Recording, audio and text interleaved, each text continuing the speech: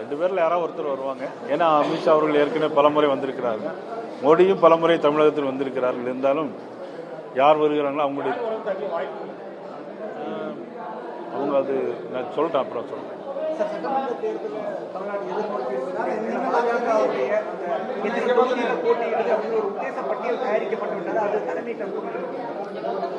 அந்த உத்தேச பட்டியலுங்கிறதே ஒரு தவறான இது.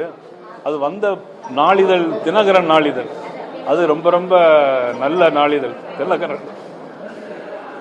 அதெல்லாம் நம்ப முடியாது.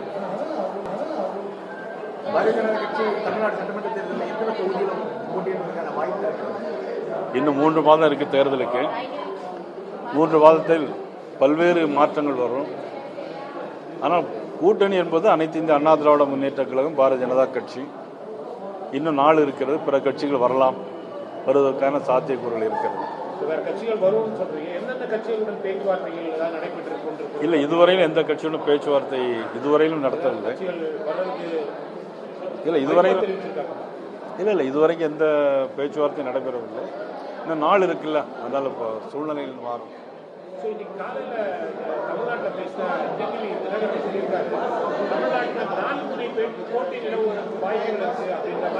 ஒரு கருத்தை சொல்லியிருக்காரு. ஏற்கனவே அதிமுக பாஜக தலைமையிலான தேசிய ஜனநாயக கூட்டணி, திமுக கூட்டணின்னு 2 கூட்டணி ஏற்கனவே உறுதி செய்யப்பட்ட கூட்டணி. இது இல்லாம இன்னொரு கூட்டணி அமையாத ஒரு பட்சத்தில் 4 முனை போட்டி இருக்கும் அப்படின்னு ஒரு கருத்தை சொல்லியிருக்காரு டிடிவி தினகரன். அதாவது தமிழகத்தை பொறுத்த மட்டிலும் இப்பொழுதெல்லாம் இதுக்கு முன்னால இருமுனை போட்டிகள் வந்திருக்கிறது.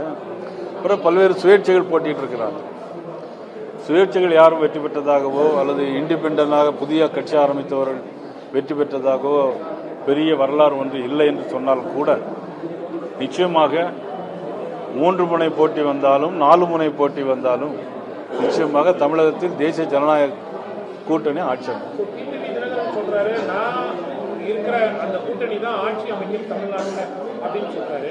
பாஜக தலைமையிலான அந்த தேசிய ஜனநாயக கூட்டணியில டிடிவி தினகரன் வருவதற்கு வாய்ப்புகள் இருக்கா?